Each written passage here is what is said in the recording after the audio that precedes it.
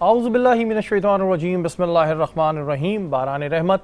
आज न्यूज़ की सहरी ट्रांसमिशन में मैं हूँ आपका मेज़बान सैयद शहरियार आसिम।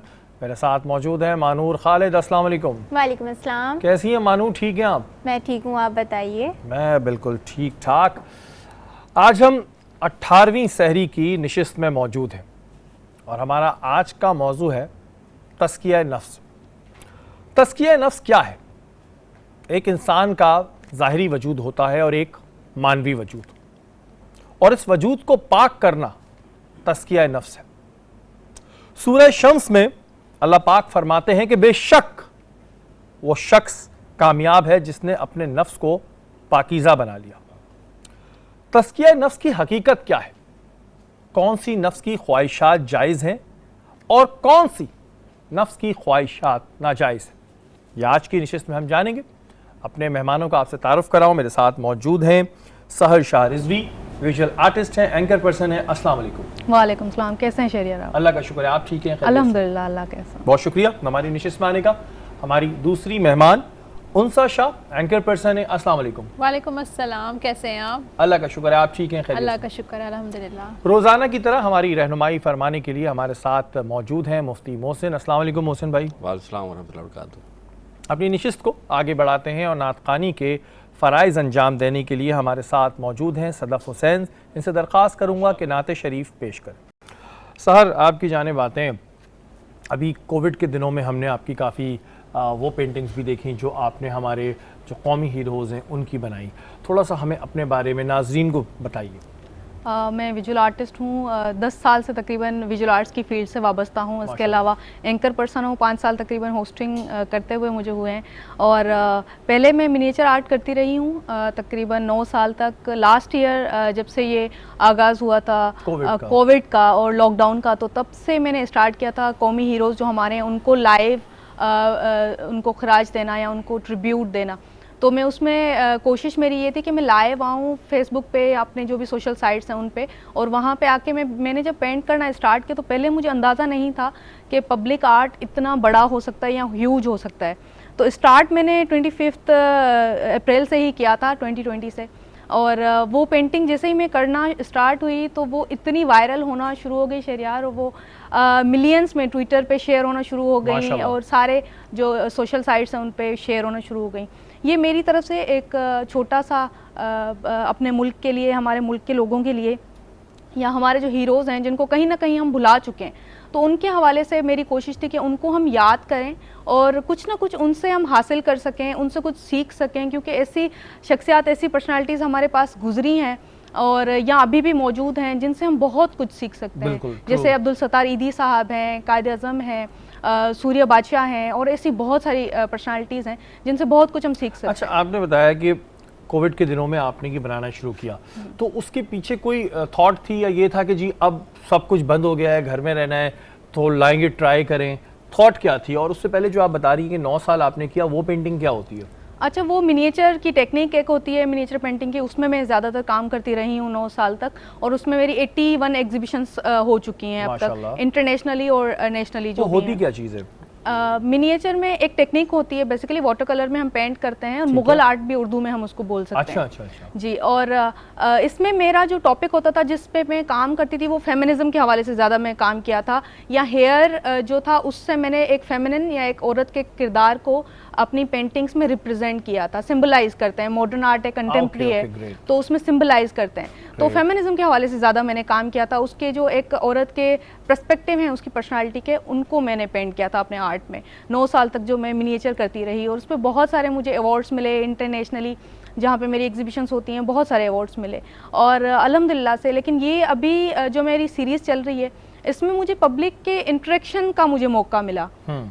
इससे पहले जो मेरा आर्ट था वो कहीं ना कहीं वो मैं समझती हूँ मेरी ज़ात तक था, या कुछ आर्ट से रिलेटेड लोग होते हैं बिल्कुल उनकी हद तक था। लेकिन अभी जो मैं आर्ट करना स्टार्ट किया वो फिर पब्लिक हो गया, लोगों को मालूम होना शुरू हो गया। और बड़ी बात यह है कि शहरियार हमारे पास बहुत अच्छे अच्छे राइटर्स हैं जो अच्छे अच्छे आर्टिकल्स लिख रहे होते हैं, लेकिन मेरे पेंटिंग्स के बाद उन्होंने जिस पर्सनालिटी के हवाले से मैं पेंट कर रही थी उन पर्सनालिटीज़ के हवाले से आर्टिकल लिखना स्टार्ट हो गए। और वो भी मैं कंपाइल कर रही हूँ, एक किताब है जो वो सारे आर्टिकल मैंने सिलेक्ट किए हैं और उनको मैं कंपाइल कर रही हूँ। और आज हम लोग हैं, कल नहीं होंगे, दुनिया आगे चली जाएगी बहुत, लेकिन 100 साल के बाद भी ये पेंटिंग्स लोग देखेंगे और देखेंगे यहाँ पे पाकिस्तान में इतनी बेहतरीन पर्सनालिटीज़ मौजूद थी और ऐसे लोग भी मौजूद थे। तो मेरी यही कोशिश, बड़ी अच्छी अचीवमेंट भी है इनकी। जैसे इनकी जो पेंटिंग्स हैं वो वायरल भी हुई, लोगों ने देखना भी शुरू करी, और फिर शायद कहीं ना कहीं हम अपने कौमी हीरोज़ को भूल जाते हैं, हमारे जहनों से निकल जाती हैं उनकी अचीवमेंट जो उन्होंने किया होता है इस कौम के लिए, इस मुल्क के लिए। तो ये पेंटिंग एक ट्रिब्यूट भी है और एक रिकॉल है हमारी आने वाली नस्ल के लिए। यहाँ वक्त हो एक ब्रेक का, ब्रेक के बाद हाजिर होता है।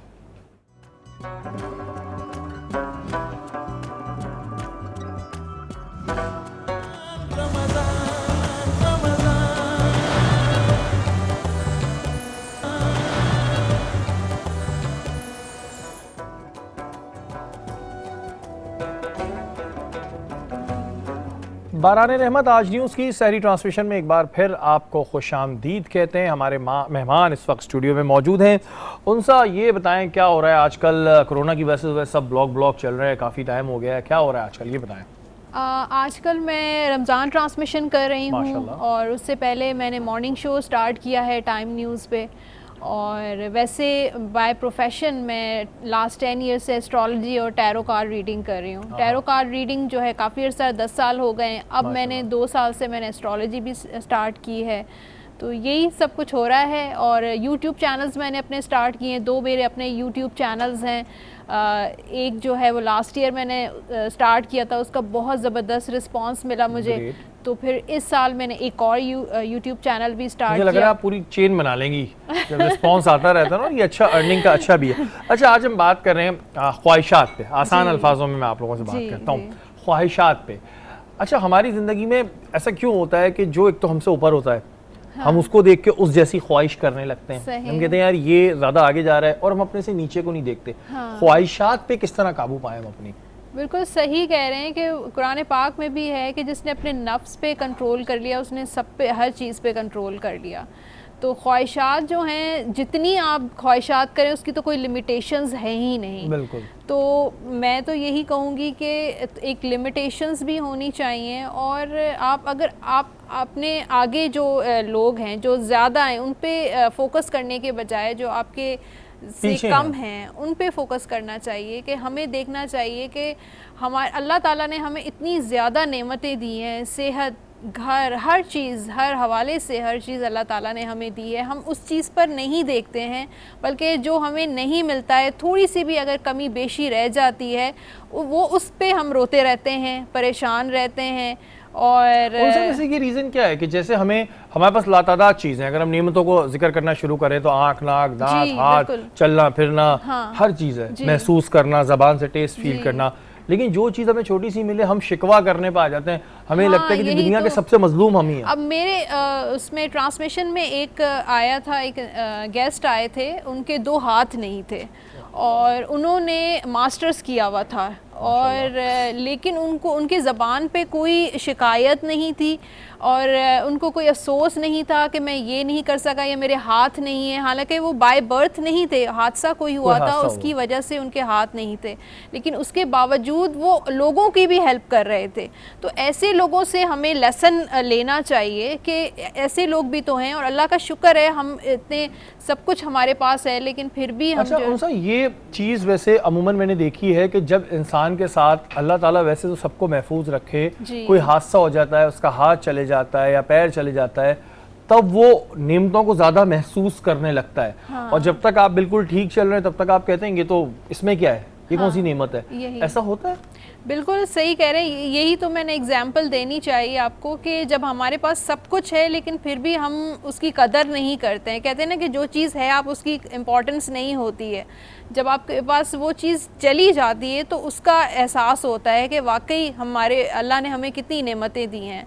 अब कितने सारे लोग हैं जिनके पास एक वक्त का खाना भी जिनको नसीब नहीं है, लेकिन अल्लाह का शुक्र है कि हम 3 टाइम या 2 टाइम या 4 टाइम, अब मेरे पास इतने सारे जो क्लाइंट्स आते हैं बेसिकली, तो वो यही, किसी को कोई इशू होता है, वो किसी चीज़ पर रोते रहते हैं, किसी चीज़ के लिए परेशान, मैं हमेशा उनकी काउंसलिंग यही करती हूँ कि जो आपके पास है पहले उनको तो देखें आप। बिल्कुल। तो उसके बाद जो नहीं है उसके बारे में आप अफसोस करके अपनी ज़िंदगी को जो है आप डिप्रेशन वाला पेशेंट बन रहे हैं, आप डिप्रेशन का पेशेंट बन रहे हैं। ये तो तमाम वो लोग जो इस वक्त हमारी निशिस्त पे बैठे हुए देख रहे हैं उनके लिए एक मैसेज भी है और एक लेसन भी है कि जब तक आपके पास सब कुछ होता है ना, तब तक आप आगे से आगे दौड़ते रहते हैं। खुदा ना खास्ता जब कोई हादसा हो जाता है ना, फिर आप अल्लाह की नेमतों को रिकॉल कर लगते हैं। और किसी ने क्या खूब कहा है कि किसी दूसरे का महल देख के कोई अपनी झोंपड़ी को आग नहीं लगाता है। तो आपके पास जो है उसमें खुश रहें, कोशिश करें, अल्लाह ताला नवाजने वाला है, उसके ख़जाने में कोई कमी नहीं है, लेकिन कोशिश करें। सहर, मुझे ये बताएं कि ये जो हमारी आप लोगों की फील्ड है, जो पेंटर्स होते हैं, मुसव्विर होते हैं, इनका फ्यूचर आप क्या देख रही हैं? क्या पाकिस्तान में उस तरह उन्हें शोहरत मिलती है, उस तरह उनकी अर्निंग होती है? एक तो होता है वो मशहूर हो गया, जो बहुत से ऐसे भी हैं जो अच्छी पेंटिंग्स बना रहे हैं लेकिन नीचे लेवल पे इस वक्त काम कर रहे हैं। फ्यूचर क्या है इसका? अच्छा, अभी तो बहुत ज़्यादा लोग जो हैं उनमें अवेयरनेस आ गई है, बहुत सारी यूनिवर्सिटीज़ बन गई हैं। मैं खुद मेहरान यूनिवर्सिटी C8 से मैंने ग्रेजुएशन की है, मैं वहाँ से मेडलिस्ट हूँ। लेकिन आहिस्ता आहिस्ता अवेयरनेस आ रही है और इसमें विजुअल आर्ट्स की फील्ड में तो ऐसा होता है, स्ट्रगलिंग टाइम पीरियड आपका बहुत ज़्यादा होता है। अच्छा। उसमें अक्सर ऐसा होता है कि आर्टिस्ट जो हैं वो स्ट्रगल करते करते थक जाते हैं, अपना काम छोड़ देते हैं। अक्सर लड़कियाँ जो हैं वो मायूस हो जाती हैं, क्योंकि अगर वो छोटे शहरों से हैं, दूर से सिटी में आ रही हैं, क्योंकि बड़ी गैलरीज जो हैं, आर्ट गैलरीज, वो सब यहाँ पे कराची में या बड़ी बड़ी सिटीज़ में, इस्लामाबाद में या लाहौर में होती हैं। तो वो सारा सफ़र करना, और क्योंकि वो सारा एक्सपेंसेस भी आर्टिस्ट खुद बेयर कर रहा होता है अपना। कितना एक्सपेंसिव होता है ये? मतलब ये बहुत जो होता है, उसकी मटेरियल बहुत एक्सपेंसिव है, उसकी स्टडी जो आप कर रहे हैं, ग्रेजुएशन आप करते हैं, मास्टर्स करते हैं, वो स्टडी बहुत ज़्यादा एक्सपेंसिव है। इतने ज़्यादा पैसे लगाने के बाद जब वो ग्रेजुएट होकर बाहर आता तो उसके लिए जॉब्स इतनी ज़्यादा नहीं है। ये वाली फील्ड है जो आप बता रही हैं, इसकी जॉब्स निकलती किस एरा में, किस जगह इसकी जॉब्स निकलती हैं? आर्ट गैलरीज में होती हैं, यूनिवर्सिटीज़ में होती हैं, आर्कियोलॉजी डिपार्टमेंट में होती हैं, कल्चर डिपार्टमेंट में होती हैं। इस तरह के बहुत सारे और भी डिपार्टमेंट्स हैं जहाँ पे होता है, विजुअल आर्ट्स का काम होता है। और ये एक वाहिद चीज़ है शहरियार, जो मैं हमारे व्यूवर्स को भी बोलना चाहूँगी कि आर्ट्स एक वाहिद चीज़ है जिससे हम लोग हमारी तहजीब को, हमारी सिविलाइजेशन को, या हमारे टाइम पीरियड को, हमारी हिस्ट्री को महफूज कर सकते हैं। बिल्कुल ट्रू। तो उस पर हमें काम करना चाहिए, उसमें अवेयरनेस की बहुत ज़्यादा ज़रूरत है, क्योंकि पहले जो भी काम होता रहा है, बहुत कम ऐसे आर्टिस्ट हैं जिनका बहुत बड़ा नाम हुआ है, जिनको हम सादकेन हैं, गुलजी हैं, बहुत कम लोग हैं जिनको हम जानते हैं कि पाकिस्तान के इतने बड़े आर्टिस्ट भी हैं, या जिन्होंने बहुत होगा, बहुत ज़्यादा टैलेंट है। नीचे लेवल पे आपको तो ज़ाहिर है, आई एम श्योर पता होगा, टैलेंट बहुत होगा। बिल्कुल, बहुत ज़्यादा है, लेकिन बहुत ज़्यादा ज़ाया भी हो रहा है। तो मेरे ख्याल से उनके लिए अपॉर्चुनिटीज़ होनी चाहिए। मेरा अभी इतना बड़ा प्रोजेक्ट है जिसपे मैंने कोशिश है मेरी कि 100 हीरोज़ को मैं ट्रिब्यूट दूं, लेकिन वो ज़्यादा भी हो सकते हैं, क्योंकि आपको पता है कि पाकिस्तान में इतनी बेहतरीन पर्सनालिटीज़ हैं, तो वो ज़्यादा भी चाह रहे होंगे, ऐसे भी चाह रहे होंगे जो हीरो बनने की कोशिश करते हैं कि आप उनकी बना दें, शायद कोई राइटर उनको भी कुछ लिख दे। हाँ, नहीं, बहुत सारे लोग आपके पास कॉल्स ऐसी कि हमारी भी पोर्ट्रेट बना दें? बहुत ऐसे लोग हैं, बहुत ऐसे फैंस होते हैं जो लिखते हैं कि हमारी भी बनाए। तो मैं सबको यही कहती हूँ कि आप कोई बड़ा काम करें हमारे मुल्क के लोगों के लिए, हमारे मुल्क के लिए, तो मैं कोशिश करूंगी कि आपको भी ट्रिब्यूट दूं। देखिए जी, बिल्कुल करना कुछ ऐसा ही चाहिए आपको अपनी लाइफ में कि लोग आपको बनाए, ना कि आप सहर को कॉल करें और बोले जी हमारी भी एक पेंटिंग बना दें, फिर शायद लोग हमारे बारे में लिखने लगे। मोहसिन भाई, बात हो रही है तस्किया नफ्स के हवाले से। तस्किया नफ्स के बारे में कुरान पाक में क्या हुक्म है? औज़ु बिल्लाहि मिनश शैतानिर रजीम, बिस्मिल्लाहिर रहमानिर रहीम। क़ाल अल्लाहु तआला फ़िल क़ुरानिल मजीद, क़द अफ़लह मन तज़क्का, आमनतु बिल्लाहि सदक़ल्लाहुल अज़ीम। कुरान हकीम फ़ुरक़ान हमीद नफ्स के हवाले से या ख्वाहिशात के हवाले से कई आयात में, सूरतों में इसका बयान हुआ, और सूरह शम्स के अंदर अल्लाह ताला ने वाज़ेह तौर पर इरशाद फरमा दिया कि फ़लाह पा गया। फ़लाह का लफ्ज़ है, यानी कामयाब हो गया वो शख्स जिसने अपने नफ्स का तज़किया कर लिया। तज़किया से क्या मुराद है कि ख्वाहिशात की जो आप समझ लीजिए कि कैटेगरीज़ हैं, वो उसको जान लेता है और उसके हिसाब से अपनी ख्वाहिशात को ढालने की कोशिश करता है। एक ख्वाहिशात ऐसी होती हैं जो इंसान को गुनाहों की तरफ लेके जाती हैं। बिल्कुल। एक ख्वाहिशात ऐसी होती हैं जो इंसान को गुनाहों का आदी बना देती हैं, और एक ख्वाहिशात ऐसी होती हैं जो बंदा अपनी ख्वाहिशात को रब की ख्वाहिश या रब की रज़ा में ढाल लेता है। अब सबसे पहली बात कि ये जो आपने कही ना कि अल्लाह ताला ने खुद वाज़ेह तौर पर इरशाद फरमा दिया कि ये नफ्स जो है, इससे तुम फलाह पा सकते हो। और फिर हुज़ूर सल्लल्लाहु अलैहि वसल्लम एक मरतबा सहाबा कराम से एक जिहाद से वापस आ रहे थे। जिहाद कितनी बड़ा फरीज़ा है, फ़र्ज़ है, लेकिन हुज़ूर ने फरमाया कि जिहाद लड़ कर आ रहे हैं, कई सहाबा शहीद हो चुके हैं, वापसी का सफ़र है, थकन है, तो हुजूर ने फरमाया अब तुम जिहाद असगर से जिहाद अकबर की तरफ जा रहे हो। असगर कहते हैं छोटे को, बिल्कुल, और अकबर कहते हैं बड़े को। तो अल्लाह ताला के प्यारे नबी ने नफ्स के साथ यानी ख्वाहिशात के साथ जिहाद करना ये छोटा नहीं करार दिया, ये बड़ा करार दिया। अच्छा, ये जो अभी आपने बात करी, तो अगर कोई शख्स अपने नफ्स पे काबू पाता है तो क्या उसे जिहाद का सवाब मिलेगा? बहुत अच्छी रहा, यही बात करना चाह रहा हूँ कि जो शख्स अपने नफ्स पे या ख्वाहिशात पे, क्योंकि आसान अंदाज़ में समझा दूँ कि जो शख्स अपने ख्वाहिशात पर काबू पा लेता है, तो जिस तरह जिहाद करने वाले को जिहाद का सवाब मिलता है, इस तरह काबू पाने वाले को नफ्स पर उसको भी जिहाद का सवाब मिलता है। अच्छा, ये कहते हैं कि नफ्स की अक़साम भी होती हैं, तो इसकी कितनी अक़साम होती हैं नफ्स की? देखिए बहुत ये इस तरह समझ लीजिए, बहैसियत नफ्स या ख्वाहिश चीज़ एक ही है, लेकिन उसकी कुछ कैटेगरीज हैं, अक़साम हैं। अक़साम से एक है नफ्स लव्वामा।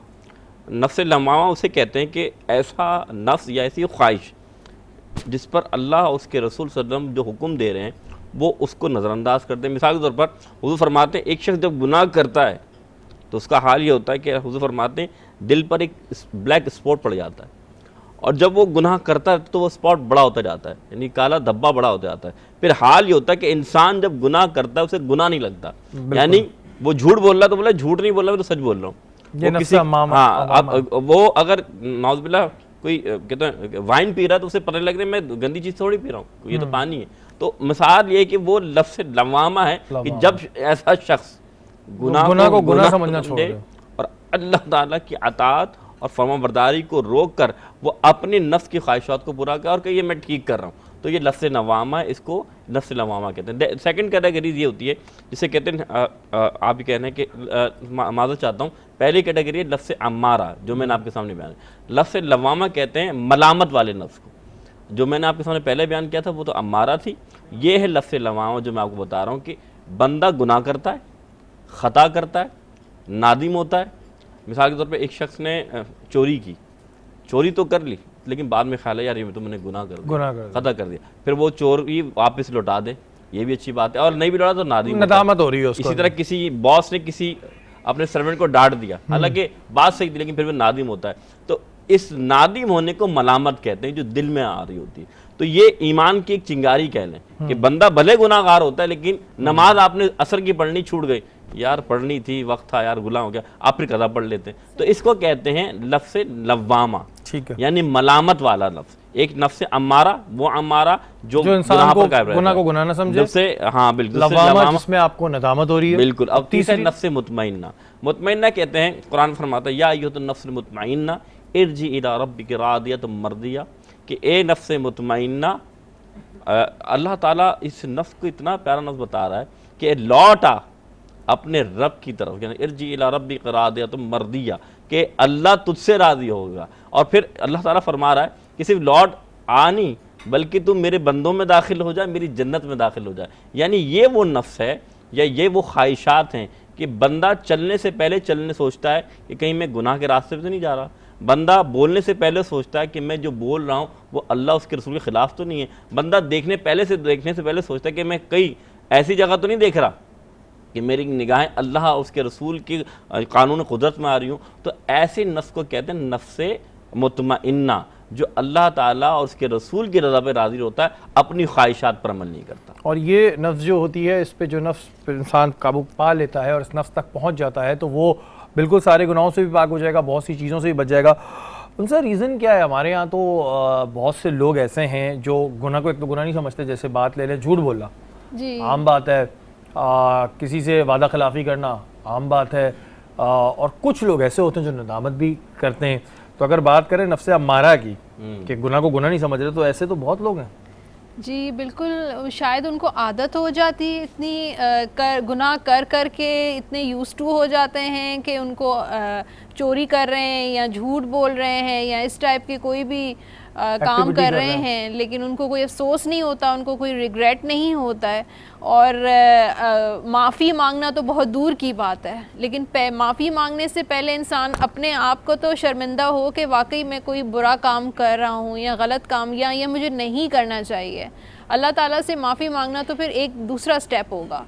तो ऐसे लोग क्यों होते हैं? मुझे लगता है कोई नफ्सियाती कोई इश्यूज़ होते हैं, मुझे तो ऐसा फील होता है, साइकोलॉजिकल नफ्सियाती कोई भी होते हैं। इश्यूज़ फिर होते बात ये है कि हमने इस चीज़ को अब समझना छोड़ दिया है। जो हम जब सहरी की नशिस्त में बैठते हैं तो हमें बहुत सी ऐसी चीज़ें सुनने को मिलती हैं कि अपने अंदर शर्मिंदगी होने लगती है। तो यानी कि हम नफ्स लवामा की सूरत हाल में हैं कि नदामत तो हो रही है कि यार ये जो बातें मोहसिन भाई बता रहे हैं ये तो हम लोग भी करते हैं और इसका इतना बड़ा गुनाह है। लेकिन बेशक मेरा रब माफ़ करने वाला है, लेकिन आपको कोशिश करनी चाहिए कि वो अमल आप दोबारा ना करें। बेशक आपकी जो मग़फ़रत का दरवाज़ा उस वक्त तक खुला है जब तक आप जिंदा हैं, लेकिन अल्लाह ताला माफ़ करने वाला है और जान पूछ के गुनाह जो है वो कभी नहीं करना चाहिए। वक्त हुआ एक ब्रेक का, ब्रेक के बाद हाज़िर होते हैं।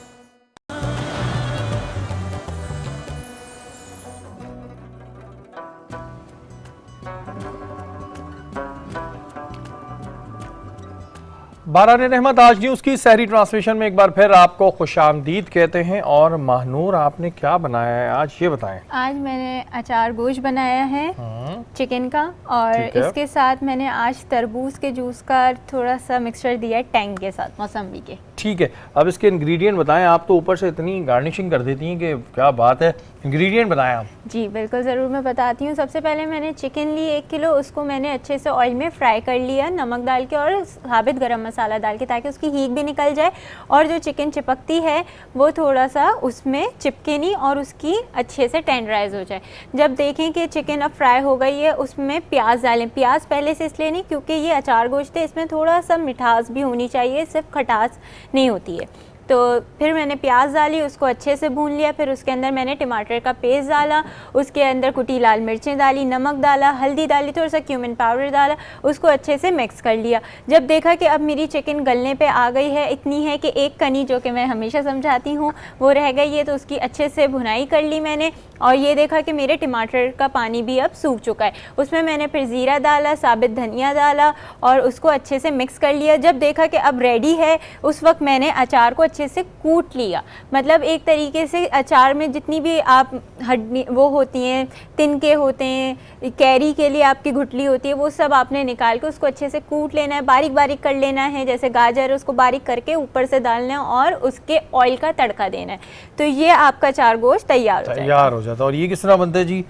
बिल्कुल, ये मैंने तरबूज का टैंग बनाया है एक तरीके से, जिसमें मैंने तरबूज को पहले ब्लेंड कर लिया, उसके बाद उसका सिरप बनाया है। उसके अंदर मैंने थोड़ा सा पानी डाला है, शुगर सिरप, हस्बे जायका, काला नमक आप आधा टीस्पून डाल सकते हैं, थोड़ा सा उसके अंदर खटास देने के लिए, वरना ये बहुत मीठा हो जाएगा।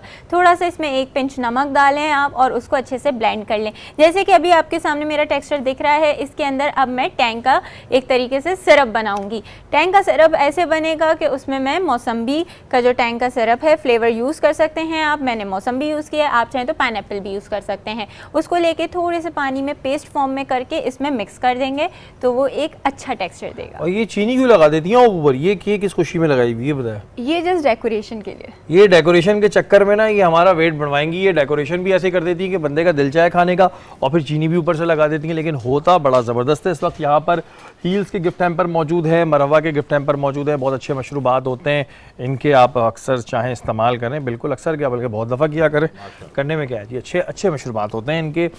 सहर, हाँ, किस तरह हम अपने जो आर्टिस्ट हैं, जो मुसव्विर हैं, इन्हें प्रमोट कर सकते हैं? क्या गवर्नमेंट को स्ट्रेटजी बनानी चाहिए इस हवाले से? बहुत कुछ है जो हम कर सकते हैं जो हम नहीं कर रहे हैं। एक तो सबसे बड़ी सजेशन मेरी ये होगी कि मीडिया बहुत काम कर सकता है। हमारा इलेक्ट्रॉनिक मीडिया, हमारे चैनल गांव, देहातों, शहरों, हर जगह पे देखे जाते हैं। और हमारे अनफॉर्चुनेटली हमारे टीवी पे कोई भी ऐसा प्रोग्राम नहीं है जो विजुअल आर्ट्स के हवाले से हो। पुराने ज़माने में जब हम छोटे होते थे, बिल्कुल एक सर मुसव्विर राही एक आर्टिस्ट हैं बहुत बड़े पाकिस्तान के, वो पेंटिंग सिखाते थे। तो एक वो पीटीवी पे आता था प्रोग्राम। तो उस तरह के कोई प्रोग्राम होने चाहिए जो बच्चों के लिए भी हों, बड़ों के लिए भी हों, जिससे आर्ट को हम सिखा सकें, लोगों तक पहुंचा सकें। जैसे मैं अब लाइव कर रही हूं तो इतने सारे लोग उसमें इंटरेस्टेड हैं देखने के लिए, वो मिलियंस में भी मेरी व्यूवरशिप जा रही है। तो इतने सारे लोग जब देखने के लिए इंटरेस्टेड हैं और हमारे इलेक्ट्रॉनिक मीडिया पे उसके हवाले से कोई भी प्रोग्राम नहीं हो रहा, तो एक बड़ी सजेशन मेरी है कि इलेक्ट्रॉनिक मीडिया पे इस तरह के प्रोग्राम होने चाहिए। विजुअल आर्ट्स में जो बच्चे एक तो फिजिकल एक्टिविटी की तरफ भी आएंगे, क्योंकि हम लोग कहीं ना कहीं हमारे बच्चे बहुत ज़्यादा मोबाइल और टैबलेट्स और लैपटॉप की तरफ या कार्टून्स की तरफ चले गए, तो अब वो कुछ सीखेंगे, कुछ प्ले करेंगे, कुछ कार्ड्स बनाएंगे, पेंटिंग्स बनाएंगे, तो वो उससे बहुत सारा कुछ सीख सकते हैं और क्रिएटिविटी भी बढ़ती है। ये जो एक आर्टिस्ट होता है ये बड़ा क्रिएटिव होता है। कुछ मेरी भी दोस्तें हैं जो इस तरह की पेंटिंग्स करती हैं, बहुत क्रिएटिव होते हैं। क्या जहन में ला के आप लोग बना रहे होते हैं पेंटिंग? जब पेंटिंग बना रहे हैं किसी की, चलें एक तो किसी कौम हीरो की बना रहे हैं वो अलग है, एक कुछ पेंटिंग्स होती हैं जो अपने अंदर कुछ बोल रही होती हैं, वो आइडियाज़ कहाँ से आते हैं कि जब आप एक चीज़ बना रही हैं, सपोज कि औरत पे जुल्म हो रहा है, लेकिन आप उसको ऐसी, वो कहते हैं तस्वीर बोल रही है, वो चीज़ कैसे आती है? ये बचपन से ही होती है? नहीं, बचपन से नहीं होती, ये स्टडी करने से होता है। अच्छा। बिल्कुल, हम हिस्ट्री पूरी पढ़ते हैं जब आर्ट्स की। आप ग्रेजुएट जो एक आर्टिस्ट होता है उसमें और एक पेंटर में बहुत डिफरेंस होता है। वो ये होता है कि हम अक्सर आप देखते हैं कि पुराने ज़माने की जो पेंटिंग्स बनाते थे दीवारों पे लोग, मूवीज़ के इश्तिहार बनाते थे, तो वो पेंटिंग करते थे और वो इतनी ज़्यादा एक्सपेंसिव नहीं होती। लेकिन विजुअल आर्टिस्ट जब एक डिग्री लेके एक आर्टिस्ट पास आउट हो रहा था, उसका काम लाखों में सेल हो रहा होता है। तो उसका रीज़न ये होता है कि वो पूरी एक स्टडी करके अपने एक आइडिया पे काम कर रहा है। और अभी तो कंटेम्प्रेरी रहा है तो सिंबलाइज कर रहे होते हैं चीज़ों से लोग। जैसे मैं आपको बहुत आसान सा मिसाल दे दूं कि हम पीजन जो है, हम बोलते हैं पीजन जो है वो एक पीस की सिंबल है, तो कबूतर जो है पीस की सिंबल है। तो इस तरह से हम सिंबलाइज करते हैं चीज़ों को। जैसे मैंने वुमेन के उसकी पूरी बॉडी में, उसके पूरे स्ट्रक्चर में मैंने देखा कि हेयर एक ऐसी चीज़ है जो सबसे ज़्यादा हमारी पर्सनालिटी से मुशाबा है, जिसको हम सिंबलाइज इस तरह से कर सकते हैं क्योंकि वो थोड़ा उलझा हुआ होता है, सुलझा हुआ होता है और मजबूत भी है, सॉफ्ट भी है। तो वो सारी चीज़ें जो हैं एक औरत की, एक वुमन की पर्सनालिटी के अंदर होती हैं। तो इस तरह से मैंने उसको सिंबलाइज किया। बताएं कि जो वैसे आर्टिस्ट होते हैं ये बड़े सीरियस नेचर के होते हैं, तो ये हकीकत है? बहुत सीरियस हो जाते हैं वो, जिंदगी से बहुत सीरियस और बहुत गहरी बातें करते हैं, ऐसा है? पता नहीं, अब बिल्कुल ऐसा होगा, लेकिन मेरे ख्याल से जो फिलोसोफर्स होते हैं वो ज़्यादा सीरियस होते हैं। लेकिन इतना नहीं होता। आर्टिस्ट इतना ज़्यादा नहीं होता क्योंकि उसको नेचर से, लोगों से, हर चीज़ से उसको लगाव होता है। जैसे मैं अपनी मिसाल दूं तो मुझे तो बच्चों से, फूलों से, चांद से, हर चीज़ से मुझे इंस्पिरेशन मिल रही होती है। और सबसे बड़ी इंस्पिरेशन तो अभी जैसे रिसेंटली मैंने काम करना स्टार्ट किया, तो स्टडी मैंने जब शुरू की, बहुत सारे ऐसे हीरोज़ थे जिनके हवाले से मुझे ज़्यादा जानकारी नहीं थी, मालूम नहीं था। लेकिन फॉर्चुनेटली जब मैंने उनके हवाले से रिसर्च करना स्टार्ट किया तो मुझे पता चला, डॉक्टर रुथ फाओ की हम मिसाल ले लें, वो पाकिस्तान में जर्मन लेडी होके वो पाकिस्तान में रहीं, सारी ज़िंदगी उन्होंने यहाँ पे सर्व किया, लोगों के लिए इतने हॉस्पिटल्स बनाए, इतना काम किया। तो फिर वो इंस्पिरेशन मुझे मिलती रहती है लोगों से, कोई भी अच्छा काम कर रहा है तो वहाँ से। ये एक बहुत बड़ी बात है कि जब बहुत से ऐसे लोग जिनका हमें इल्म नहीं होता, जो हमारे हीरोज़ तो होते हैं लेकिन हमारे बच्चों को नहीं पता होता, इनफैक्ट हमें भी नहीं पता होता क्योंकि हमने उसकी स्टडी नहीं की होती है। लेकिन जब हम किसी की पेंटिंग देखते हैं तो हम बोलते हैं यार पेंटिंग बड़ी अच्छी बनाई है, फिर हम उसके बारे में जानना शुरू करते हैं कि बंदा है कौन। तो ये क्रेडिट तो सहर आपको जाता है और बहुत अच्छा आप इसमें काम कर रही हैं, बहुत मशकूर। मुझे बताएं उनसा, क्योंकि आप एस्ट्रोलॉजी की तरफ भी हैं जी, ये इल्म नजूम है क्या? एक्चुअली बेसिकली लोगों में कॉन्सेप्ट है एस्ट्रोलॉजी का या इल्म नजूम का कि पेशन गोई या प्रेडिक्शन की जाती है, फ्यूचर के बारे में बताया जाता है, पास्ट के बारे में, प्रेजेंट, फ्यूचर के बारे में कि क्या होने वाला है। तो उसको कुछ लोग नेगेटिव भी ले लेते हैं, कुछ लोग पॉजिटिव लेते हैं। लेकिन हमारे रिलीजन में या अगर इस चीज़ को देखें तो काफ़ी सारा क्रिटिसाइज़ भी करते हैं। तो मैं अगर पर्सनली मैं देखूं तो एस्ट्रोलॉजी हो या टैरो कार्ड रीडिंग हो, ये गाइडेंस होती है आपकी। जैसे कि आप अगर हमारे मुल्क में अलमिया ये है कि काउंसलिंग नहीं हो सकती, चाहे वो करियर काउंसलिंग हो, चाहे अगर आपके रिलेशनशिप में इश्यूज़ हैं, लेकिन कोई समझाने वाला, आपको काउंसिल करने वाला, आपको डायरेक्शन दिखाने वाला कोई भी नहीं होता। साइकियाट्रिस्ट के पास ही चले जाते हैं, हाँ, साइकियाट्रिस्ट के पास भी बहुत पागल समझते हैं, बहुत कम लोग जाते हैं, बहुत कम लोग जाते हैं। मुझे नहीं लगता कि 5% या 2% लोग साइकियाट्रिस्ट के पास कंसल्ट करते हैं, पागल है। तो एस्ट्रोलॉजी और टैरो कार्ड रीडिंग को मैं यही कहूँगी कि आपको गाइडेंस देता है, डायरेक्शन दिखाता है, आपका करियर को कौन सा। ये सीखते कैसे? मतलब इल्मे नजूम अगर कोई सीखना चाह रहा है, मैं सीखना चाह रहा हूँ, कैसे सीखूंगा? इसकी कोई इसकी जैसे बिल्कुल जैसे इनकी फाइन courses मैंने बताया होते हैं। क्लासेस हाँ, होती मुझे हैं। तो सीखना है, मुझे पता चले कि आगे मैं क्या कर सकती हूँ, हैं, किस चीज़ तो में ज़्यादा आप देखिए इसमें ये कुछ भी एक होता है? नॉलेज है, एक कोर्स की तरह ही है और अच्छा। उसके कोर्सेज होते हैं और बहुत सारे लोग वैसे भी कर लेते हैं, लेकिन जैसे बता रही थी कि आर्टिस्ट जो है वो बाय बर्थ होता है या कोर्सेज, जब भी आप कोर्स करेंगे, जब आप सीखेंगे, जब उसकी डिग्री लेंगे तो ऑब्वियसली आप एक्सपर्ट होंगे ज़्यादा, आपको नॉलेज जो बेसिक है या जो भी नॉलेज है वो आपको पता चलेगा कि वाकई है। और अगर आप रैंडमली अगर अंदाजे लगाना palmistry शुरू और कर एस्ट्रोलॉजी देंगे, अलग-अलग होते हैं? जी पामिस्ट्री जो है वो हैंड पामिस्ट्री होती है, हाथों की हाथों की लकीरें, लकीरें। और एस्ट्रोलॉजी है वो प्लैनेट्स, ज़ोडिएक साइंस, उसका इल्म होता है। ये भी एक बड़ी Numerology, साइंस है हाँ। और एक बड़ी ज़ाहिर टेक्निकल चीज़ होती जी, है, बहुत जी। इसमें चीज़ों को देखना पड़ता है। यहाँ वक्त हुआ है ब्रेक का, ब्रेक के बाद हाजिर होता हूं।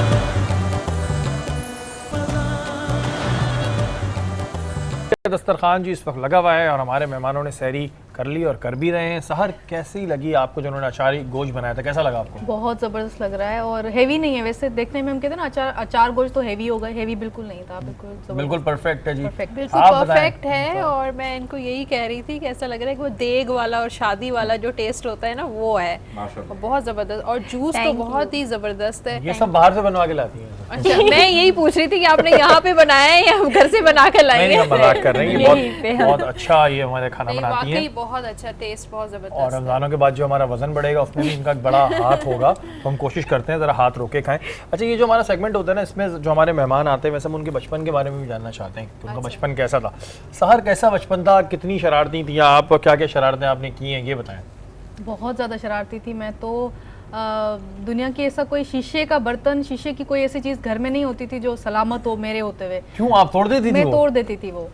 कभी तो ऐसा होता था कि अचानक वो गिरने की वजह से या टूट जाता था, कभी ऐसा होता था जान करके मैं तोड़ती थी और मुझे उसको वो छन सुनने में बहुत मजा आता था। और उसके बाद फिर आपकी पिटाई कितनी बहुत- होती थी? नहीं, डांट बहुत पड़ती थी, लेकिन मैं फिर भी वो जारी रखती थी। जारी फिर रखती थोड़ी बड़ी भी, फिर पता चला, फिर छोड़ फिर दिया। आपको ख्याल आया कि भाई पैसों में आती हैं चीज़ें, हाँ। आप खुद तो नहीं तोड़ती होंगी हाँ, आप? फिर वो मैंने छोड़ दिया, वो आदत छूट गई। लेकिन आप बहुत शरारती थी, हाँ, बहुत। ये देखें नई हमें नए नए एक्सपीरियंस मिलते हैं ना। जैसे मोहसिन भाई ने बताया था कि उन्होंने बहन के बाल जला दिए थे, करना मत भाई कभी ऐसा, लेकिन ये शीशे की चीज़ें तोड़ती थी।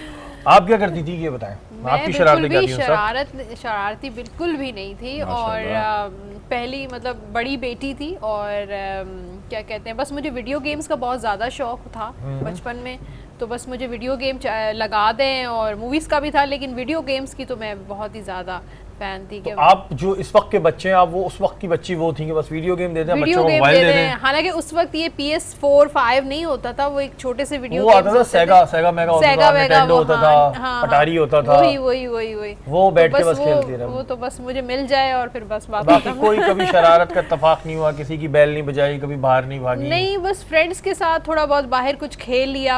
अब तो ये सिस्टम नहीं है कि बाहर गली में बच्चे खेल रहे हैं, ज़रा वो सिक्योरिटी नहीं होती, लेकिन उस वक्त तो था हम लोग घर के बाहर काफ़ी सारी फ्रेंड्स मिलके और हम खो खो खेल रहे होते थे, और इस तरह के जो बर्फ पानी और ये बड़े गेम्स गेम्स खेल हैं। ये रहे होते थे। फिजिकल हेल्दी थी, फिजिकल गेम्स एक्टिविटीज अच्छी होती थी। अब तो हमारे बच्चे खेलते ही नहीं है, बैठे रहते हैं। अच्छा, कुकिंग का शौक है आपको?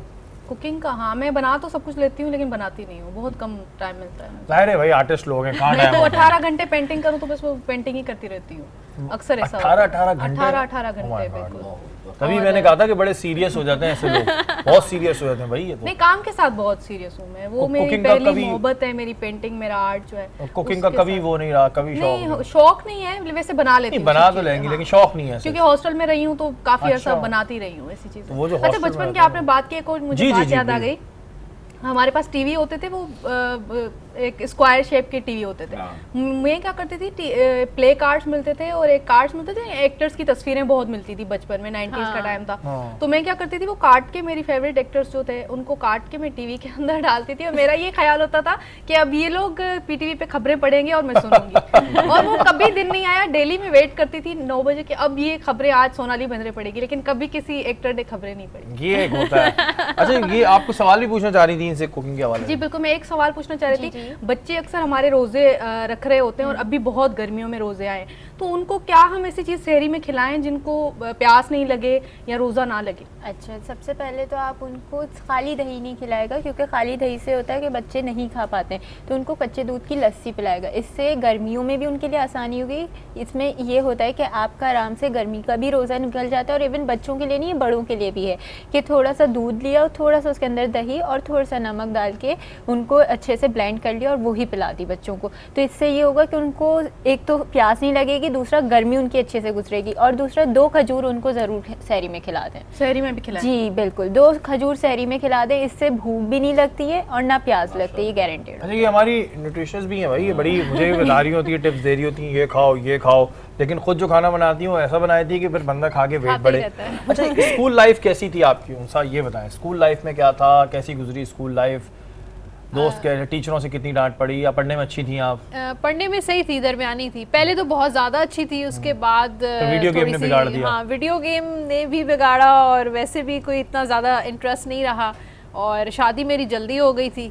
और बस फिर बस क्या खेलने और उसमें ही बुक्स में, और हाँ, बुक्स पढ़ने का मुझे बहुत शौक था, स्टोरीज पढ़ने का बहुत ज़्यादा शौक था। तो वैसे आप किस तरह, मतलब आप एक सख्त खातून हैं मतलब बच्चों के साथ, या आप फ्रेंडली हैं? नहीं, मैं बहुत फ्रेंडली हूँ। अच्छा। बल्कि बच्चे तो मुझे एज Seriously अ नहीं मदर लेते ना? लेते ही नहीं है कि मैं Seriously कोई नहीं उनकी लेते। माँ हूँ। बिल्कुल, वो मानते ही नहीं है, बल्कि वो जो मुझसे बात करते हैं तो वो एक आता ही नहीं है कि मैं उनकी मदर, लगता ही नहीं है। आप तो पहले ही बता सबको देती होंगी शिकायत रिजल्ट क्या आने, होती है। सितारे क्या कहते हैं, नहीं। रिजल्ट क्या आना है इनका। घर वालों को इतनी ज्यादा कंप्लेन होती है कि तुम वो वाली माँ नहीं हो। मतलब एक कॉन्सेप्ट, लेकिन हमारे वक्त में भी मतलब अम्मियाँ इतनी सख्त कहाँ होती हैं, अबू ही होते हैं ज़्यादा सख्त। हाँ, इतने ज़्यादा नहीं होते। आप किस तरह की, आप के जो आपने बच्चों का सवाल पूछा तो उस पर से मैंने पूछा आपकी शादी हुई है? नहीं, बच्चे में भांजे भतीजियां ओके, इसी वजह से मैंने क्लियर कर लिया। हाँ। तो कैसी है, मतलब आप बच्चों के साथ स्ट्रिक्ट हैं, कैसी हैं? कभी नहीं, मैं टीचिंग का पढ़ाती शौक रही हुआ? हूँ, बिल्कुल। मैं इसी वजह से मैंने सवाल किया जी। टीचिंग का। मैं लेक्चरर रही हूँ, मेरान यूनिवर्सिटी में मैंने 2 साल तक पढ़ाया है। तो वहाँ तो बड़े अपने बच्चे जितने होते ही हैं। बच्चों को पढ़ाया है, मुझे बहुत अच्छा लगता है। और वो तकरीबन मेरे जितने ही होते हैं, 2-2 साल 3-3 साल छोटे, लेकिन वो मुझे मैम बोलते, वो शशके ही अलग होते हैं, मज़ा आता है बहुत सुनने में। लेकिन हाँ, उनके साथ भी मेरा रवैया बहुत फ्रेंडली रहा है, और मेरा ये मानना है कि पेरेंट्स को या टीचर को बहुत ज़्यादा फ्रैंक होना चाहिए बच्चों के साथ, क्योंकि आप उनके लेवल पे जाके उनके मसलों को समझें, उनके लेवल पे जाके आप उनसे बात करेंगे तो वो अपनी जो भी अंदर वाली, क्योंकि इंट्रोवर्ट होते हैं बच्चे आजकल तो बहुत ज़्यादा हैं, टीवी की वजह से या गेम्स की वजह से एक्टिविटीज़ कम हैं बहुत ज़्यादा, तो इंट्रोवर्ट है, अपनी बातें शेयर नहीं करते। उसके लिए ये ज़रूरी है कि हम लोग अपने उनके लेवल पे जाके बात करेंगे तो वो हमसे वो सारी चीज़ें अपनी जो भी उनके दिमाग में वो शेयर करेंगे। बिल्कुल जी, बच्चों के साथ फ्रेंडली वैसे रहना चाहिए, थोड़ा सा रोब भी रखना चाहिए, लेकिन फ्रेंडली रहने से फ़ायदा ये होता है कि बहुत सी ऐसी चीज़ें होती हैं जो बच्चे शायद डर के नहीं बता रहे होते और ये आगे बड़ा नुकसान होता है।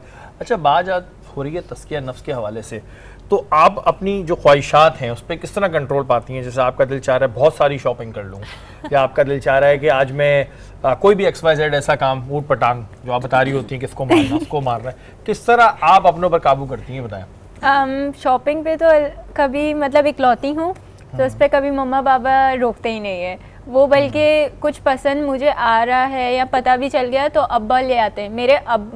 मतलब लड़कियां के ज़्यादातर अम्माएं होती हैं कि ये नील पेंट डालो, ये लिपस्टिक, मेरे अब्बा होता है। मैं यहाँ के लिए भी अगर अपने ड्रेसेस अप्रूव करवाती हूँ तो पहले अब्बा को दिखाती हूँ कि बाबा ये सही लग रहा है, इसके साथ ये हील सही रहेंगी, ये नील पेंट ये इस तरीके से। वो कहते हैं हाँ ये नहीं, अच्छा नहीं ये कलर, ये नहीं ये कलर लो। हमेशा मुझे मेरे बाबा ने ज़्यादातर ये रखा है कि एक तरह वो कहते हैं ना, वो जो बेटियों को सर पे रानी बना के रखना, वो और लौंडा। वो आपकी अम्मी को भी इसी तरह बताते हैं कि पहन लो, ये कर लो? हाँ, सिर्फ आप तक है ये चीज़, फैसिलिटी आप अवेल कर रही हैं? नहीं, मैं अपना बताती हूँ, लेकिन मम्मा के साथ भी उनका यही है। असल में मेरे अब्बा बहुत ज़्यादा जॉली हैं। बहुत जॉली, अच्छी बात है जी, होनी चाहिए। हमारी तो बड़ी पिटाइयाँ लगाई हमारे अब्बा ने। नहीं, मेरे तो हमारे यहाँ तो कोई ऐसा सीन ही नहीं था। मेरे अब्बा ने तो मेरी हर हरकतों में साथ दिया। आप कैसे वालिद हैं? आपकी सख्ती होती है, बच्चे माशाल्लाह आपके 2 बच्चे हैं, तो आप कैसे हैं? सख्त हैं या फ्रेंडली है? बच्चे सीरियस नहीं लेते? मकसद के नहीं, सीरियस लेते हैं। चलें ठीक है। कि बात ये कि मेरी बेटी जो बड़ी, उसको मैं प्यार मोहब्बत और शफकत देता हूँ खास तौर पर। और कभी बेटे ने क्या जुर्म किया? नहीं, बेटा भी असल में छोटा है, शरारती है, लेकिन उसको डांटना पड़ जाता है। मकसद वो ऐसी शरारतें कर जाता है कि कभी कभी बड़ा अजीब मामला हो जाता है कि भाई तुम अभी इतने छोटे हो, अभी से ये हरकतें कर रहे हो, तो इस पर आप उसको थोड़ा सा सख्ती करनी लेकिन पड़ेगी। मोहसिन भाई, ये क्यों ये बेटों के साथ जाती क्यों है? क्यों जो वालिद होते हैं वो बेटों को उनकी पिटाइयाँ भी लगाते हैं, उनके फ्रेंडली भी नहीं होती, क्यों है ये दुख मेरे साथ भी था, मैं पूछ रहा हूँ क्यों है नहीं, ऐसा नहीं है। असल में बात ये कि बेटा वो मिसाल के तौर पे कि क्योंकि आगे आने वाले खानदान का नाम उस बेटे ने रोशन करना, उसी खानदान तो उसको का। पिटाई लगाओ। नहीं, ताकि उसकी तरबियत इतनी अच्छी हो कि कहीं आपके नाम में कोई खराबी ना। और बेटी जाहिर सी बात है पराये घर जाती है, लेकिन उसको भी बाप जानबूझ के देख रहा होता है, ठीक है। जाहिर सी बात है बेटा तो ये कि वो साथ है ना, लेकिन बेटी किसी के घर जाएगी ना तो वो कहीं ऐसा कोई गलतियाँ ना कर दे कि बाप का नाम खराब हो। इसलिए बाप उसको बहुत प्यार देता है कि एक दिन तो उसे जुदा हो जाना है, लेकिन बेटा वो तो जिंदगी भर साथ रहता है, तो उसकी नहीं, तरबियत पहले अक्सर से आती उनकी जो बीवियां आती हैं वो ले जाती हैं, है। लेकिन वो ले जाती है। मुझे तो ऐसा लगता है कि बाप पे भी वही चीज हुई होगी, तभी जो है ना वो भी अपने बेटे के साथ हाँ, उसी वो तरीके एक से सिस्टम चलता आ रहा है, सिस्टम साइकिल चल रही इस है। साइकिल को कोई चेंज करे, सारे बाप अपने बेटों को मार रहे हैं। नहीं, मर्द के अंदर मतलब मारने फितरत से ना होती है। डांट नहीं, रहे हैं। हाँ, मर्द के अंदर रहती है कि वो ना सख्ती को बर्दाश्त कर सकता है। और जाहिर सी बात है सख्ती से मुराद ये कि कुछ मर्द के मिजाज में भी है कि ये कि उसके नफ्स में भी ये कि ढीठ पना होना, और उसके नफ्स को बेहतर करना के तरीका ये कि उसको अगर कहीं सख्ती की जाए तो सख्ती से निपटे, और अगर नरमी की जाए तो नरमी से निपटे। लेकिन ख़वातीन के अंदर ये है कि हुजूर ने फरमाया कि ये जो है ना, इनको आप नरमी से ही पेश आएँ और इनसे नरमी से बात करें, इनको नरमी से इनकी इस्लाह करें। आप इनसे सख्ती से पेश आएंगे तो ये टूट जाएंगी, इससे मुराद ये हदीस पाक का मैं मफहूम आपके सामने रख रहा हूँ। तो इसलिए बेटियों से, बहनों से, माओं से नरमी से पेश आया जाए, उनसे नरमी से बात की जाए। और हुजूर से भी हमने सीखा कि अल्लाह के रसूल सल्लल्लाहु अलैहि वसल्लम ने ना कभी अपनी बेटी पे, ना कभी अपनी बीवी पे, और कभी भी अल्लाह के रसूल ने हाथ नहीं उठाया। क्यों नहीं उठाया? इस वजह से कि उसने फरमाया कि मैं अच्छा हूँ इसलिए अपने घर में अच्छा हूँ। तो बेटियों के मामले मोहसिन भाई देखें, ये बात बिल्कुल ठीक है, मैं इससे एडमिट करता हूँ। स्कूल में भी ये होता था कि जो टीचर्स होती थी वो खुद तो खातून होती थी, फिर भी वो लड़कों को मार रही होती थी टीचर्स, हमें लोगों को खड़ा करके स्केल पढ़ना, ये पढ़ना, लड़कियां बच जाती थी। तो इससे लड़कों पे कितना असर पड़ता हो? नहीं, देखें फिर वही बात है कि असर कितना पड़ता है हमारे जहनों पे, ये ये है कि भाई एक फितरी हमारे के बोलते हैं यार इनको इतना आपने अप्रोच दे दिया और हमारा क्या कसूर। लेकिन फिर मैं कहूँगा कुछ लड़के बहुत अच्छे होते हैं जिनकी टीचर खुद भी रिस्पेक्ट करती हैं, वो अगर उस्ताद की रिस्पेक्ट कर रहे होते हैं, बाअदब होते हैं। और हमारे ज़माने में ऐसे ही रहा है कि हमने जब कभी अपने टीचर से कभी बदतमीजी नहीं की तो वो भी हमें इज्जत देती हैं। और लेकिन कुछ लड़कों का भी अपना एक किरदार होता है कि उस्ताद के साथ कैसा बिहेवियर है, आया वो वाकई पिटना चाहते नहीं चाहते। सारी बात जी, उस्तादों का एहतराम करें, जितने भी लड़के हैं लड़कियां, सब पर ये लाजिम है। ये तो बहरहाल एक ऐसी एक थोड़ा लाइटर मोड होता है शहरी के नशियात में, लेकिन बिल्कुल एहतराम ज़रूरी है। अपने असाज़ा का भी एहतराम करें आप, क्योंकि जो लोग असाज़ा का एहतराम नहीं करते वो ज़िंदगी में कामयाब नहीं होते, और कामयाब वही लोग हैं जिन्होंने अपने असाज़ा का एहतराम किया। वक्त तो एक ब्रेक का, ब्रेक के बाद हाजिर होता हूँ।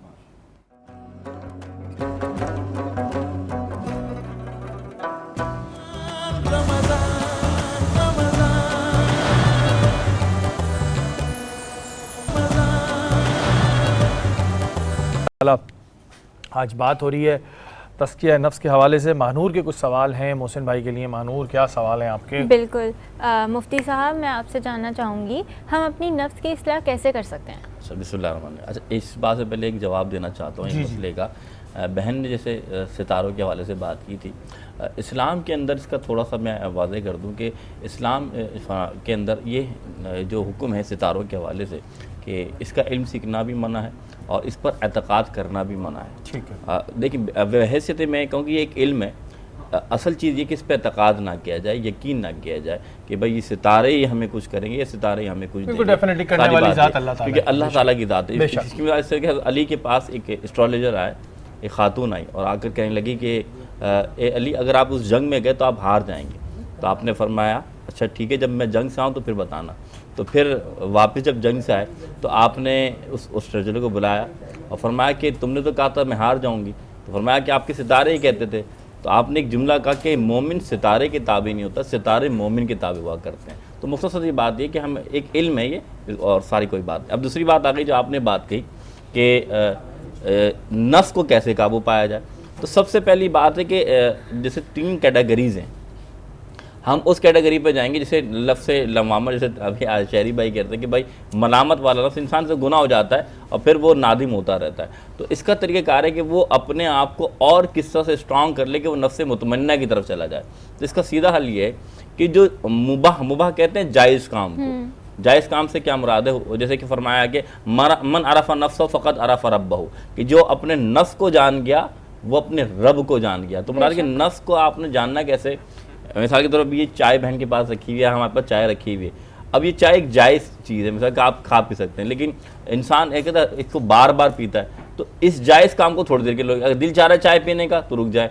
इसी तरीके से ठंडे पानी से वज़ू करना है, यानी कि बड़ा मुश्किल होता है, तो अब नस कह रहा है कि नहीं गर्म पानी से वज़ू करो, तो वो ठंडे पानी से करके देखें। यानी जो जायज़ काम है ना, ऐसे काम जो मुबाह काम है, जो ज़रूरी नहीं है ज़िंदगी में कि अगर वो ना करेंगे तो मसला हो जाएगा या परेशानी आ जाएगी, उन कामों से जब आप रुकना शुरू हो जाएंगे तो आहिस्ता आहिस्ता आप गुनाह के कामों से भी रुकना शुरू हो जाएंगे। बिल्कुल। और एक चीज़ और जानना चाहूँगी जी, जी। कि हम अपना एहतिसाब कैसे कर सकते हैं कि हमारा नफ्स किस तबके पे।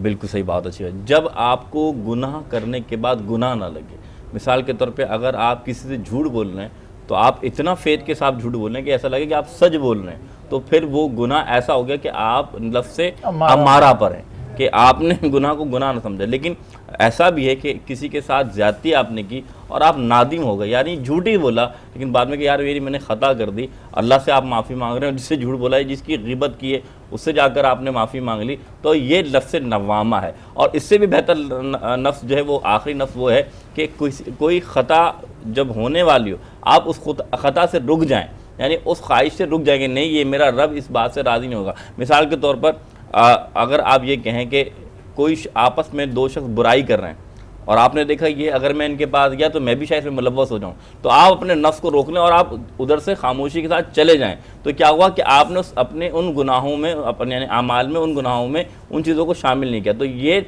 नफ्स मुतमईन है कि ये नफ्स मुतमईन। अच्छा मोहसिन भाई, अक्सर इंसान के साथ ऐसा होता है कि कुछ काम वो ऐसे करता है कि वो नफ्स अम्मारा की पोजीशन में होता है, कुछ काम करता है तो फिर वो लवामा की पोजीशन में होता है, और बहुत कम ऐसा होता है कि मुतमईना की पोजीशन में होता है। तो ऐसा आदमी फिर कहलाएगा क्या कि ठीक है, उसको एक उसने गलत काम किया, उसको गलत नहीं लग रहा, इस वक्त वो नफ्स अम्मारा में है।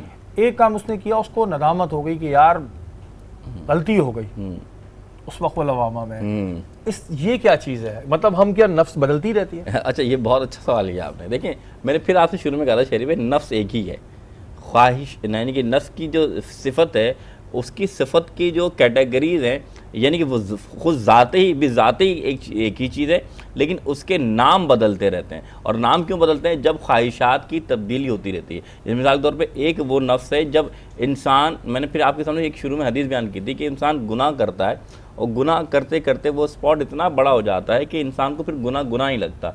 तो आपने जो सवाल किया ना कि भाई फिर हम किस तरह नापें, तो ये बिल्कुल बदलते हैं, लेकिन कोशिश ये की जाए कि आखिरकार हमें उसी नफ्स पर आना चाहिए, मुतमईना नफ्स है। और अगर अम्मारा भी है, किसी बात पर आपने गुनाह को गुनाह नहीं समझा और गुनाह कर लिया, तो एक वक्त आएगा कि जब आप नफ्स मुतमईना की तरफ जाएंगे तो फिर वो गुनाह भी आपको गुनाह लगेगा। लेकिन फिर वही बात कि आपने नेकी करनी, हुजूर ने फरमाया जब तुम कोई गुनाह कर लो तो फ़ौरन नेकी करो।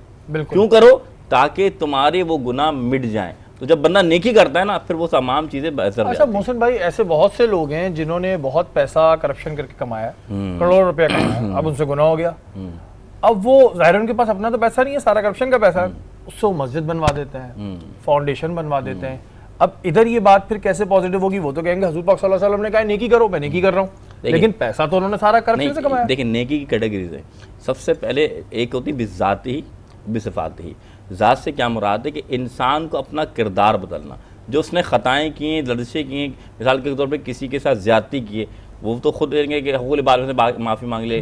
अल्लाह ताला की नाफरमानी से क्या मुराद है? नमाज में कमी की, रोज़ा नहीं रखा, हज नहीं किया, मतलब जो फ़राइज़ ना, जिन्हें ज़कात नहीं दी, इन चीज़ों को पूरा करना शुरू कर दे। हुकूक़ इबादत से माँ बाप का अदब है, बीवी का हुकूक़ है, बच्चों का हुकूक़ है, वो अदा करना शुरू कर दे। अब बात आई आपने पैसों की बात की।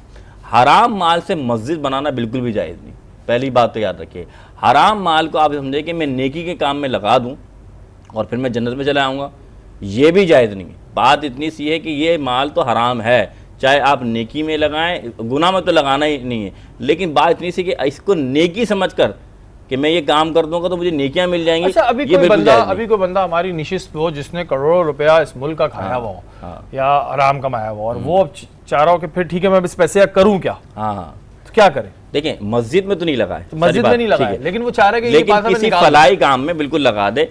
इस नीयत के साथ नहीं लगाएगा कि मुझे इसका सवाब मिलेगा। जाहिर सी बात है, अगर वो पैसा किसी नाउजुबिल्लाह किसे कहते हैं कि वाइन के ऑफिस में लगा है, नहीं वाइन के नहीं, अगर वो ये चाह रहा है कि मैं इसको फलाही काम में लगा दूं, हाँ। मैं किसी अच्छी ट्रस्ट को दे दूं, बिल्कुल बिल्कुल, मैं किसी गरीब को घर दिला दूं, मैं बिल्कुल। किसी की बेटी की शादियां करा दूं, बिल्कुल। ऐसी सिचुएशन में उसको सवाब मिलेगा गुनाह मिलेगा? नहीं, ये बहुत अच्छा सवाल कर दिया। फिर बात है, ये तो उसने उस पैसे को जो उसने हराम कमाया है, जो गलतियां की हैं, खताएं की हैं, ये पैसा अगर वो और गलत जगह में लगाता तो और उसके गुनाहों में इजाफा होता। बिल्कुल। यानी कि आप समझे, हिसाब डबल होता जाता। अब उसने अपने हिसाब को रोका और इस पैसे को एक अच्छी जगह लगा दिया, लेकिन इस पैसे का सवाब देना ना देना ये अल्लाह के ऊपर है, लेकिन शरीयत ने इसको सवाब का काम नहीं फरमाया। सवाब से क्या मुराद कि इसको सवाब नहीं मिलेगा कि ये इसने हराम का पैसा वहाँ लगा दिया, लेकिन इसके गुनाहों में इजाफा भी नहीं होगा। बात समझ में आ गई कि ऐसा नहीं होगा कि अगर ये काम करेगा तो यानी कि उस चीज़ से ये बच जाएगा कि अगर ये पैसा किसी गलत जगह लगाता तो गुनाह बढ़ते। ये हो जाएगा कि ये काम इसने अच्छाई काम में लगा दिया। अब अल्लाह की मर्जी है कि वो तो ज़ाहिर है, अल्लाह ताला बेशक किसी को लेकिन भी माफ़ शरीयत कर ने इसे नहीं फरमाया कि उसे अच्छा, बहुत ये जो नेकी मिल जाएगी। नफसानी ख्वाहिशात होती हैं इंसान की, इस पे कैसे काबू पाएं? अच्छा देखिए, सबसे पहली बात, इलाज जो सूफिया ने फरमाया है कि इस नफ्स को ना, सबसे पहले अगर देखा जाए कि इंसान की नफसानी ख्वाहिशात जो भी होती हैं, हुक्म फरमाया गया कि सूफिया फरमाते हैं इसे भूखा रखा जाए। और भूखे से क्या मुराद है? नफली रोज़े रखना। जब आप नफली रोज़े रखते हैं तो इंसान का जो नफ्स होता है, आप ये देखिए, जो इंसान ज़्यादा अच्छा खाता है, ज़्यादा अच्छा पहनता है, ना चाहते हुए भी इंसान में थोड़ा तकब्बुर गुर्रा आता है, यार मैं तुमसे बहुत अच्छा हूँ, सुस्त भी हो जाता है खा के। बिल्कुल। तो जब इंसान ऐसा करता है ना, तो फिर इसलिए फरमाया गया कि अपने अंदर रोज़ा डालने की आदत डालो। क्यों डालो? कि जब आप रोज़ा रखते हैं तो नफ्स कमज़ोर होता है, ख्वाहिशात कमज़ोर होती हैं, और आपको पता लगता है कि भूखे की हालत, भूखा में इंसान कैसा होता है, यानी गरीब की हालत आपको याद आती है। तो इस वजह से फरमाया सूफिया ने कि आप रोज़ा रखें। इसके साथ साथ याद रखिएगा, नफ्स की पैरवी करने वाले का हाल ही होता है, जैसे नफ्स लवामा कहते हैं कि वो इबादत में तो सुस्त होगा, लेकिन जहाँ दुनिया का काम आएगा वो फ़ौरन चुस्त हो जाएगा। हाँ, ये कौन सी पोजीशन है? ये लफ्ज़ लवामा ही है। ये आप देख लीजिएगा, आप देख लें कि यार नमाज पढ़, अच्छा मैं पढ़ लेता हूँ, यार तुम्हारी शूटिंग है, अभी तैयार होकर आता हूँ, अभी तैयार होकर आता हूँ। तो बात ये, वो अल्लाह ताला की जो भी हुक्म है ना, उसको वो रखेगा सेकंड पे, और जो अपने हुकूक हैं या अपनी ख्वाहिशात हैं या जिससे वो नाम व फेत कमा रहा है, वो काम रखेगा सबसे आगे। ये चीज़ तो बड़ी एक, भाई मैंने बताया ना, निशिस्त पे बैठो तो बड़ी परेशानी हो जाती है। सीरियसली कितने गुनहगार हैं हम। ये तो होता है नमाज में, हम सोच लेते हैं यार पढ़ लेते हैं, अभी वज़ू करना पड़ेगा, मेकअप हुआ हुआ है, अच्छा घर जाके पढ़ लूँगा, अच्छा ये हो जाएगा। लेकिन जहाँ पे इंसान को, मैं अपनी क्या सभी की बात करूँगा जिस तरह के हैं, तो वो जहाँ पे पैसा नज़र आ रहा होता है वहाँ पे हम फ़ौरन एक्टिव हो जाते हैं, जहाँ पे फेम नज़र आ रहा है बड़े एक्टिव हो जाते हैं। अल्लाह ताला हमें माफ़ करे। मुझे आप बताएं कि जी ज़बान पे काबू रखना, ये भी एक बड़ी बात है, अपने नफ्स पे। ज़बान पे काबू नहीं आजकल किसी का भी, मर्द हो औरत हो बच्चे हों, ज़बान पे काबू नहीं। जवाब देना है जी, टिका के पहले मैंने इसको जवाब दे देना है, ये निकल ना जाए कहीं गलती से, जवाब दे के भेजना है। क्या रीज़न है? हाँ सही बात है, ज़बान पे काबू तो रहता नहीं है, बल्कि ज़्यादा बोलना, बिला वजह बोलना, और ज़रूरत ना हो तो भी बोलते रहना, ये भी लोगों की कुछ बीमारी लोग ज़्यादा बोलते हैं, वो ज़्यादा बोलने के चक्कर में कि हम ज़्यादा बोलते हैं, बहुत सी ऐसी बातें भी कर जाते हैं जो बाद में सोचें कि यार क्या कर दिया आपने। जो ज़्यादा बोलेगा वो जाहिर है कुछ गलत भी बोलेगा। तो मैं तो यही कहूँगी कि अपनी ज़बान को कंट्रोल में रखना चाहिए, और मुनासिब जहाँ पर ज़रूरत हो वहीं पर बोलना चाहिए, और अच्छा बोलना चाहिए। जब आप कम बोलेंगे तो मुनासिब भी बोलेंगे, सोच समझ कर बोलेंगे। इस तरह कहते हैं ना कि कुछ भी ज़बान से आप निकालो तो 100 दफ़ा सोचो और उसके बाद बोलो। तो कहते हैं ना, तोलो और फिर बोलो। तो मैं तो यही कहूँगी कि ज़्यादा बोलना भी एक बुराई है और एक खामी भी है, तो उसको कंट्रोल करना चाहिए, और आप कंट्रोल कर सकते हैं। आपकी कोई भी बुराई है वो आपके कंट्रोल में होती है, आप कर सकते हैं। ये अब आपके उसके ऊपर बात ये है कि जो ये 70 ग्राम की ज़बान होती है ना, ये बड़े बड़े फसाद कराती है।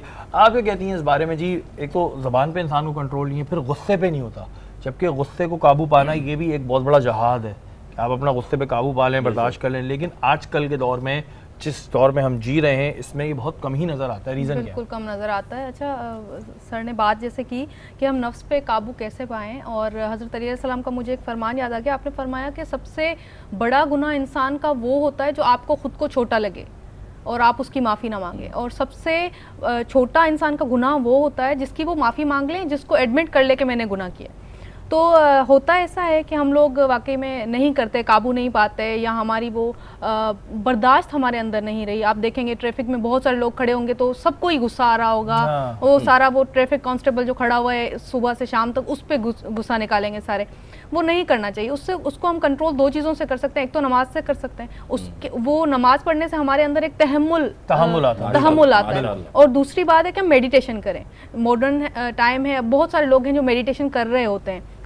उसमें क्या होता है, आप कंसंट्रेट कर रहे होते हैं, आप सब्र करके बैठ रहे होते हैं, और दुनियावी जो आवाज़ें हैं उनको छोड़ के आप अपने अंदर जो भी आपकी हार्ट बीट है, आपकी सांस चल रही है, आप उन पे कंसंट्रेट कर रहे हैं। तो उसके अंदर क्या होता है कि आप बोलते नहीं हैं, सोचते नहीं हैं, सिर्फ उस पे कंसंट्रेट कर रहे होते हैं। तो कंसंट्रेशन मेडिटेशन में जब होती है तो उससे हम कंट्रोल कर सकते हैं। उससे हम बहुत सारी चीज़ें हैं, अपने गुस्से को कंट्रोल कर सकते हैं, अपनी ज़ुबान को कंट्रोल कर सकते हैं, और बहुत सारी ऐसी चीज़ें जो हम रूटीन में कर रहे होते हैं उनको हम कंट्रोल कर सकते हैं मेडिटेशन से और नमाज पढ़ने से। क्योंकि उससे भी बहुत ज़्यादा हमारे अंदर एक तहामुल, एक ठंडापन आ जाता है इंसान के मिजाज के अंदर। अच्छा, एक और चीज़ इनकी बात पे मैं ऐड करूँगी कि जिनको बहुत ज़्यादा गुस्सा आता है तो कलर थेरेपी होती है कि ब्लू कलर का आप इस्तेमाल करें, क्योंकि ब्लू कलर जो होता है आपके कूलिंग इफेक्ट देता है। तो ब्लू कलर का आप इस्तेमाल करें। इस्तेमाल किस तरह करें? किस तरीके से करें कि ज़्यादा कोशिश करें कि ब्लू कलर के कपड़े, जिनको बहुत ज़्यादा ये है गुस्सा कंट्रोल नहीं होता है,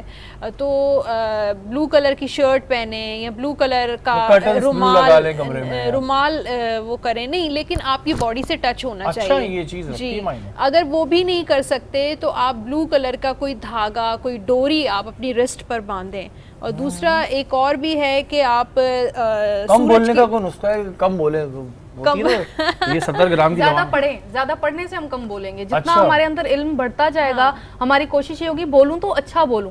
वो इल्म जितना आपका बढ़ता जाएगा, ज्यादा पढ़ें, मगरूर है नहीं, ज्यादा पढ़ें तो उससे आप कम ही बोलेंगे, जितना बोलेंगे अच्छा ही बोलेंगे। इजाज़त तो अगर आपके हुजूर ने फरमाया मन समाता, हुजूर फरमाते हैं कि जिसने कम बोला वो निजात पा गया।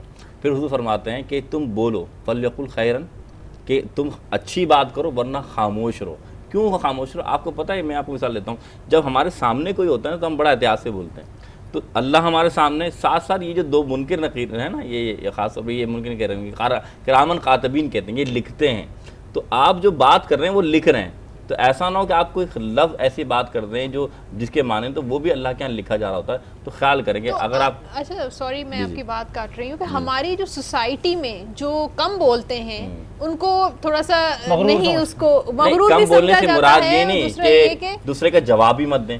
कम बोलने से मुराद है कि लफ्ज़ बात ना करें कि बिला वजह बोले जा रहे हैं। जब आप मुझसे सवाल कर रहे हैं तब आप मैं उनका जवाब दूं। अच्छा मोहसिन भाई, एक इंसान है, उसने गुनाह कर रहा, उसकी गलती की, उसकी माफ़ी मांग ली, लेकिन उसको फिर भी नदामत है। एक है कि यार मैंने सॉरी कर ली, ठीक है इस बंदे से मुझसे हुआ, लेकिन मैं गिल्ट फील कर रहा हूँ। ये क्या सिचुएशन है? नहीं, देखें, जब आपने माफ़ी मांग ली, मैंने पहले भी हदीस बयान की थी कि अल्लाह ताला के रसूल सल्लल्लाहु अलैहि वसल्लम की हदीस पाक का मफ़हूम है, बंदा रब जो है ना, बंदा यानी कि रब से माफ़ी जब मांग लेता है तो हुज़ूर फरमाते हैं कि बंदा जो है ना उसकी हालत क्या थी, रब जो है ना बंदे के गुमान के मुताबिक इसका फ़ैसला करता है।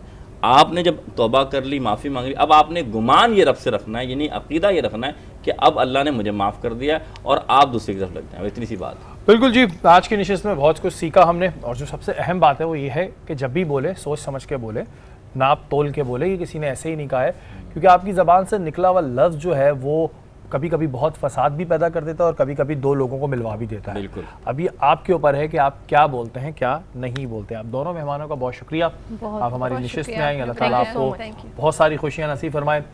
मुझे और महानूर को इजाज़त दीजिए, हमारी नशियात का वक्त इस वक्त ख़त्म हो गया है। कल इंशाअल्लाह ताला दोबारा मुलाकात होगी, तब तक के लिए पाकिस्तान जिंदाबाद।